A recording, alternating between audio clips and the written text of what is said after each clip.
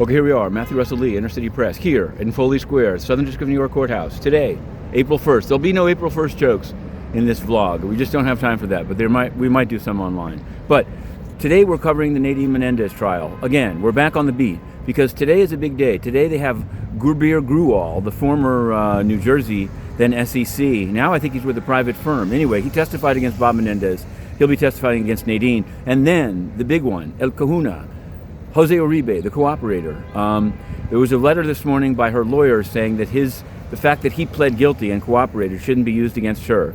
It's going to be quite a scene, and we'll be there covering it closely. There will also be a hearing in the afternoon of Charlie Javice, who was convicted last week. She'll have a bond hearing about the conditions of her, the conditions of her release on bail prior to her sentencing that will be coming up. Some are joking that she may try to get a pardon, like Trevor Milton. We'll have to see. We'll have to see about that. Yesterday, Cordasco of the fire department, on the New York City corruption beat, Cordasco, who took some $57,000 of bribes for 30 projects expediting the fire inspection after the COVID crisis, he got 20 months in jail. Some people thought it was kind of light. There was a reference to Eric Adams.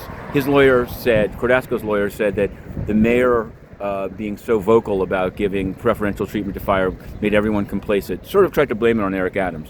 Speaking of Eric Adams, he put in a letter that petitions signatures are due on April 3rd, so he wants a decision from this building. Judge Ho, just upstairs on the 9th floor.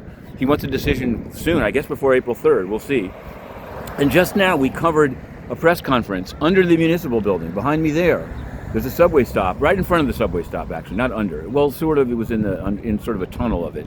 Zohran Mamdani and his community safety proposal. I asked about gun safety. You can find it.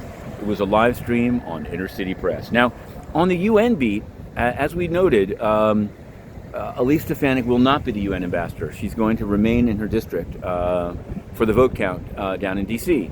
But yesterday, in the Oval Office, the question arose, who might be the UN ambassador? David Friedman was mentioned, but so was Ric Grenell. And we know Ric Grenell. Ric Grenell was the spokesman for John Bolton when he was the ambassador at the United Nations. What I can say is that he knows well, I'm sure he knows well what a scam the UN Press Corps is, how they handpick propagandists and state media to ask softball questions instead of the real questions. Even now, Mamdani took every question that that was thrown at him, except for a non-media member. And maybe they will get back to him. But that's not how they roll with the UN. So that's something we're looking at closely because the UN has continued to ban inner city press for its questions. It's unacceptable. Litmus test, 2025. Okay, we're going in.